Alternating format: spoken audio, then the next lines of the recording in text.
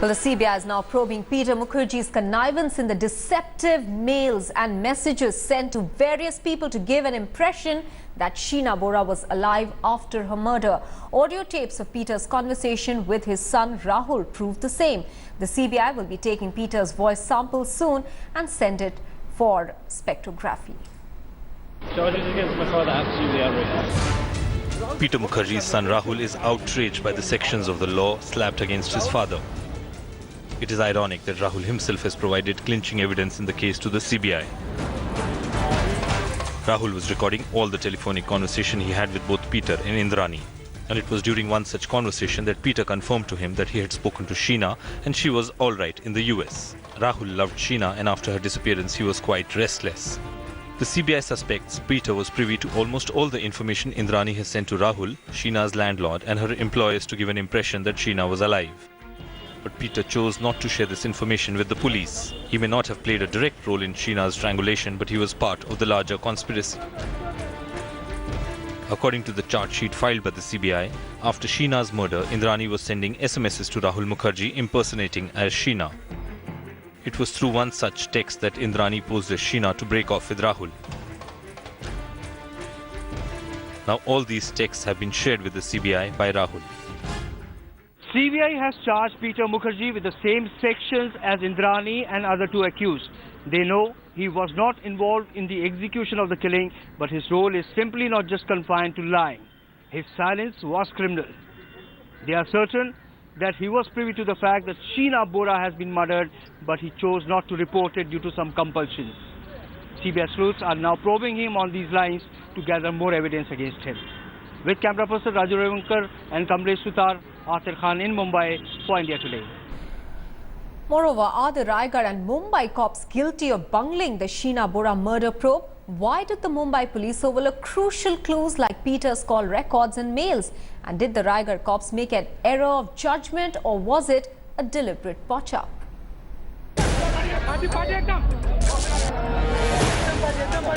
After several skeletons have tumbled out of the closet as Sheena Bora's murder mystery unfolds, the cops investigating the case are under the scanner now. The Raigad police was pulled up for not investigating Sheena Bora's charred body when it was first found in 2012. Raigad police's refusal to register a complaint back then has raised suspicion and prompted a departmental inquiry. Maharashtra government has asked the state DGP to submit a fresh and detailed report on how and why the Raigad SP botched up the Sheena Bora murder probe. While Raigad and Mumbai police being pulled up, the interesting twist has emerged in this story. Indrani's driver Shamvar Rai, who is also a prime accused in this case, used to work for a former assistant police inspector Sohail Buddha after he left Mukherjee household. Shamvar was arrested while he worked for a Buddha, and Buddha is very close to then Commissioner of Police Rakesh Maria, who spearheaded this particular investigation. As the Sheena Bora case continues to stun many, the Raigad and Mumbai police have big questions to answer. Did the Mumbai police indeed go soft on Peter? Why did the Raigad police wait so long after finding a charred body? Will Indrani's daughter, with his entry into the investigation, be a game changer? And amidst this, who is really the one hiding behind the stone wall of lies? Bureau Report for India Today. Joining us now on the show are Dr. Vikram Singh, former DGP Uttar Pradesh, Shazia Ilmi, leader BJP, and Biswajit Bhattacharya, former Additional Solicitor General of India. Also joining us with more details is Deputy Editor Atir Khan from Mumbai. My first question to you, Atir, isn't it rather ironical, Atir, that the evidence that has actually got Peter into this trouble now and the CBI being able to arrest him was provided by Rahul, his son, and now he himself says, my father's innocent? Oh, that's right, exactly. What Peter Mukherjee's lawyer said in the court was that Peter Mukherjee may have tried to bridge the gap between Rahul and Indrani, and that is why perhaps he lied that Sheena is in the US and his role is confined to that.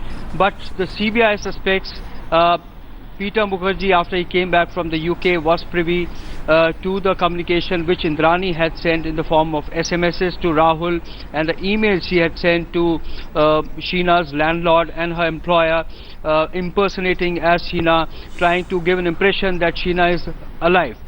So clearly, yes, it is true that the clinching evidence has come from none other than Peter Mukherjee's own son, Rahul, Yes. who has given CBI all these relevant documents, which is in the form of digital evidence. Right, Biswajit Bhattacharya, I want to ask you, how much or how strong is audio evidence against a person? See, audio evidence by itself will have to be independently, proved in a court of law, and the judge has to, be basically, satisfied on the touchstone of various case laws. But the question for consideration is that this audio evidence by itself is no conclusive evidence of any guilt. Several other extenuating, compelling and circumstantial evidence will have to be seen. And do you believe that that perhaps was available and that is why the CBI has finally arrested him, because it's been long? No, you see, why CBI has arrested him now and why CBI did not arrest him earlier. And if at all that was necessary, that CBI will have to explain every stage what they are doing, because it has to withstand the scrutiny at the end of the day. But may I just say that at the stage of framing of charge, the yardstick is quite different from the yardstick which the court will adopt at the conclusion of the trial. So, at this stage, Peter Mukherjee may get involved, but at the end of the trial, the beliefs, views, feelings, suspicions, surmises, conjectures, speculations, possibilities will not hold. All right. What will have to be substituted is hard evidence. Absolutely. And it will be difficult. All right, Mr. Singh, I want to, take that forward, because, the charges that have been slapped against Peter Mukherjee are the same as those charged against the initial 3 arrests, including Indrani Mukherjee. Now, if the police says that he was not part of the actual murder, how fair is it to charge him with the same sections? The important question. He may not have been involved in the actual commission of the murder, but every evidence, every shred of evidence points fingers at Peter Mukherjee. I will give you just 7. Number 1, 164 CRPC statement of Rai that he overheard both Indrani and Peter, that they are eyeball deep into the whole episode. Number 2, the telephonic recording of Rahul stating what he had said to his son about Sheena being okay in the US and he should stop seeing her. Number 3, the telephonic call details that should have been picked up were not picked up. The clumsy alibi picked up by Peter, that every time something horrendous happened in the Mukherjee household, he was way away in Mumbai or Ghana or elsewhere. So there are 7 pieces of incriminating evidence which goes to show hiring of the cab, organizing and orchestrating everything with a remote control wherever he was. Therefore, the evidence and the call details are so conclusive that before the murder, during the murder and after the murder, there are detailed conversations, although the conversations may not be recorded, it wasn't recorded, but the call details are indicative and conclusive proof that he was in constant touch with the perpetrators of the murder. So I'll go to Shaina and see in just a bit, Shazia Ilmi in just a bit, but before that I'd like to get back Atir into the conversation, because Atir, if the CBI actually did have the call details and the emails, why did it take them so long to arrest Peter Mukherjee? What is the CBI saying on that count? Are they saying anything at all? Well, you see, Maha, initially the case was probed by the Mumbai police, and at least 2 Mumbai police commissioners had supervised the investigation, and it was only after that, even before the Mumbai police could arrest Peter Mukherjee, the CBI was handed over the case. And as you know, the CBI does a very thorough job. It looks into all the details, and until and unless it has adequate evidence to proceed against a suspect, it will not arrest him. It was only after they were in the possession of digital evidence, and along with the strong corroborative evidence which indicates towards his involvement, and they had sufficient reasons to suspect that he is involved in this entire conspiracy. Right. It was only then that he was arrested by the CBI. Right. And now that he is in their custody, they're going to gather more and more evidence to come up with a theory. Right. Shazia, I want to come to you now. You know, a lot of people have been questioning as to why the Maharashtra government, now of course it has said that the Raigad police, why it botched up the initial probe into those remains of Sheena Bora that were discovered in the forest. They want a detailed report, but why has it taken the government so long to come down hard on the police, especially the Raigad cops who seem to have botched up this case? No, definitely there are a lot of questions to be answered, and in this case, instead of talking about the entire police department, definitely I would like to say that there are certain individuals and very senior cops there who have been found wanting in the way the investigation was conducted. I totally agree with what Vikramji was saying as to, I mean, there are call records. So at least Peter Mukherjee cannot feign ignorance, which he was. And it was a bit too naive of even us to believe him, to think that he would not know or even have a whiff of it. But we still don't know whether he knew about the details of the murder and the conspiracy that went on behind it. But my question is another one. My question is that now CBI, of course, is investigating this whole matter. It also must look into why some of the top cops with such a big name and legendary heroic cops would stake their reputation and sully it to just make Peter look innocent or get him off, and also wait for the longest period. I mean, 60 days is indeed a very long time to not ask Peter tough questions, have him in custody, because that is a long time to whether bearing evidence is concerned. Shazia, can I interrupt you there for a bit? I just want to know whether there was any point in time where you interacted with Peter, and would you be able to give us a sense as to whether he did look like a man who could be in complete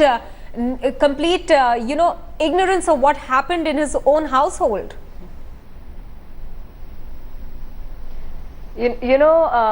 Maha, it's so sad really. I was thinking about it, and all of us presume that we know something about life and we are reasonably rational beings and have some sense of our iota of intelligence, if not too much.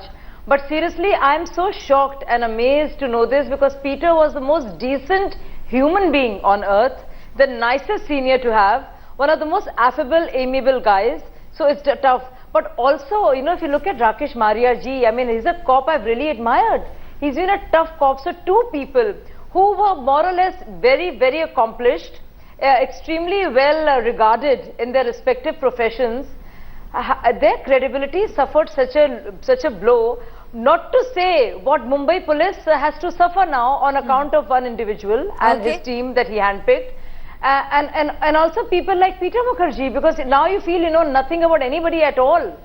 So it has indeed been very, if we look at human psychology, and you realize that you know nothing about anybody at all, and there's such darkness that goes on in people's houses and within their dispositions, that a mother would be compelled to kill her daughter along with the help, now we believe, at least the knowledge of the present husband, and with the actual help of a former husband. So it is far too bizarre, gruesome, and saddening to say the least. Actually, bizarre is the word to be used for it here. Sir, I want to know from you, at this stage, looking at the kind of evidence that is there against Peter Mukherjee, how much of a trouble is he in? Well, Peter Mukherjee is in deep trouble, and he cannot escape from this situation for the simple reason that he happened to be in the same house, number one. The only question for consideration is that if let us assume, as he has very rightly said, and Shazia also very correctly said, he may not have been actually involved in the commission of the alleged offense. But the question for consideration is, when did he come to know? If he came to know before the murder, then he is in deep trouble. But if he came to know after the murder was committed, and then he is telling something which is factually incorrect, then the charge will be different. then the charge will be that he is trying to attempt to hush up the whole thing. Right, right. So therefore, either way, you see whether the 304 charge will stick, Yes. or 364 will stick, or 201 will stick, will depend on how the trial unfolds. Okay. But I Okay. would entirely agree with my distinguished, respected co-panelists that this is something very, very ghastly, and this shocks the conscience of every Dr. human Singh, being. I asked this question to Arthur as well, and I want to ask you again. Why did it take the CBI so long then to arrest Peter Mukherjee if there was evidence right there in form of audio evidence as well as emails? Investigation is a complicated job, Maha. It is not as straightforward as saying 2 plus 2 is equal to 4. You let the accused relaxed, you give him a long rope so that he commits even more mistakes. Okay. Put him under surveillance, observations and close scrutiny so that you get even more incontrovertible evidence. But sir, I would presume. But sir, the Mumbai police initially had said that they had put Indrani and the other two accused under surveillance for some time, after which they arrested them. Why not? Why wasn't Peter also in that same bracket? How would you know that they would not have? Okay. The Mumbai investigation was an operation cover-up and not a serious investigation. CBI is the first investigation that is serious, and I think the Raigad episode and the mess-up will also be inquired into by the CBI. And the timing of the arrest is one thing that only the investigator would know. When, why, at which point of time, and with what results. The cost benefit, I wouldn't say the cost benefit, but the SWOT analysis of every arrest is very thoroughly examined and evaluated. Shazia, I asked you this question initially as well, and I want to ask you again, and I want an answer as a party member of the BJP. Will the Maharashtra government actually go after the cops to come out clearly as to why this botch-up happened by the Raigad cops, whether it was deliberate or whether it was a slip-up really?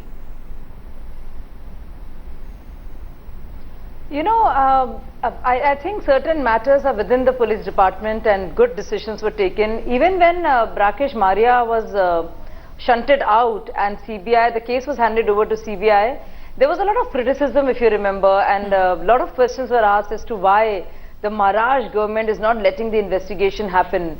But now we know in retrospect that while there were some people in Maharashtra government, not Maharashtra police, so to speak, Mumbai police rather, not trying to kind of alter the situation or rework the evidence or let Peter off light. There has been some sense in the case that CBI should be handed over the case, and now, as we know in retrospect, it was a good decision. So I think it's all going in the right way.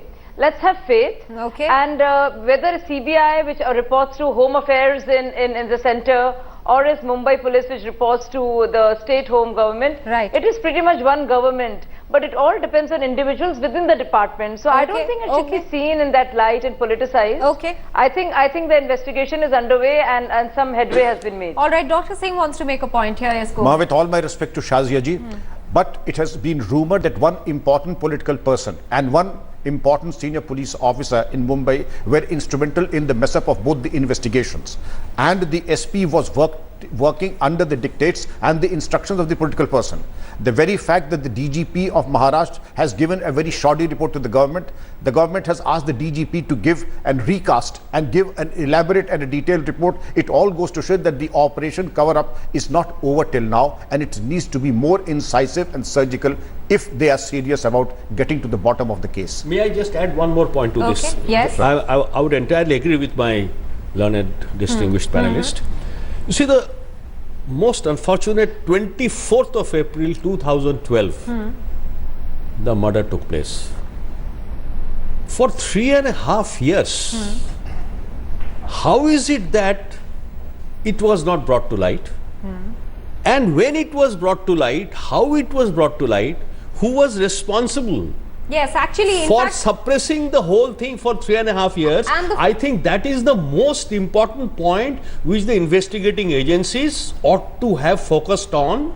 What is the money trail involved? Okay. I'm sure in this matter, the biggest motivating factor in my limited knowledge is money. Money. All right, sir, So you follow the money trail, and you find out who is guilty. He's made a very pertinent point there, because, you know, initially reports were that this whole investigation was carried on a tip-off, an anonymous tip-off. Now, you know, it is not imperative for the police to tell people who that anonymous phone caller or the person who gave the tip-off was, but isn't it just wise perhaps for them to, you know, communicate that for the sake of transparency, or do you think that will put the person at risk? No, Ma, it is not as simple as that. Every time you recover a country-made weapon, it is a very disconcerting piece of news. Wherever in India, the language is the same. खाना तलाशी में एक नाजायज कट्टा दस्तयाब हुआ. It is all the same. Yes. And you know where it is planted and why it is planted. Okay. Whenever you want to grill a person, I don't say it has happened in this case, you plant a thing and then grill the person into, bully him into submission. And either you had a script ready and you started acting and sitting, filling in the dots on a programmed route chart and an investigation plan. Okay. This seems to be a very disconcerting and a depressing sight that they were working on pre-scripted scheme, and that is how the investigation progressed. You ignore the financial trail, you ignore the money laundering part, you ignore, just line up the domestics and Indrani and call it off. Peter Mukherjee safe in his safe haven. Okay. Atir, you know, that is a very important question that two of the panelists have raised here. Is there any answer to that, Atir?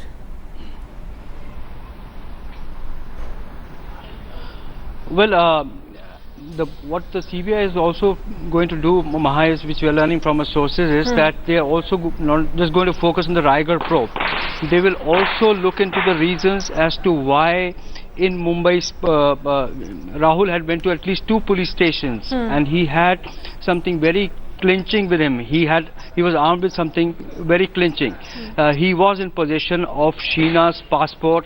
He went to at least 2 police stations saying that this person has gone missing and a missing report should be lodged. However, that was not done despite his persistence, merely because Indrani contradicted his stand. She said that Sheena is in the US and she is safe. That is what Indrani told the police, and at the face value of her statement, they did not register the missing reports. That's a big lapse the CBI is going to look into, and they will also look into the role of the station house officers, the police station in charge at that time, as to why they did not act, what was the compulsion, why were they so naive to believe Indrani's statement? Were they under some kind of pressure by any senior officer? So these are all the angles which will be explored by the CBI. Right. All right. Very briefly, Shazia, we've run out of time. My producer is saying we need to wrap up, but I just want to give you one quick question. You know, like the sneaking suspicion that is prevalent here in the studio, is that the suspicion that money was the primary motive that many other people are perhaps thinking about, including yourself? No, at the cost of differing from other co-panelists, esteemed co-panelists at this point of time, I would say yes, I would differ. You see the nature of this crime, you see the gruesomeness of it all, you see the detailed planning. I don't think it was just a financial motive. I'm not saying there was none whatsoever. There was something deeper, something more visceral, something bordering on either a crime of passion or rage, or even some kind of emotional blackmail that would drive humans to this degree of morbidity and perversion. All right. So I'm not too sure whether it's just money alone. I think there is something much darker. And it's all in the realm of speculation till actually the investigators come and actually tell us that this was the motive of the murder, because till now what is mind-boggling is that nobody has been able to specifically state the motive of this murder. Many thanks to all our guests and to Atir for joining us with those inputs from Mumbai. Time for us to take a very quick break. News and updates will continue on India Today. Stay with us.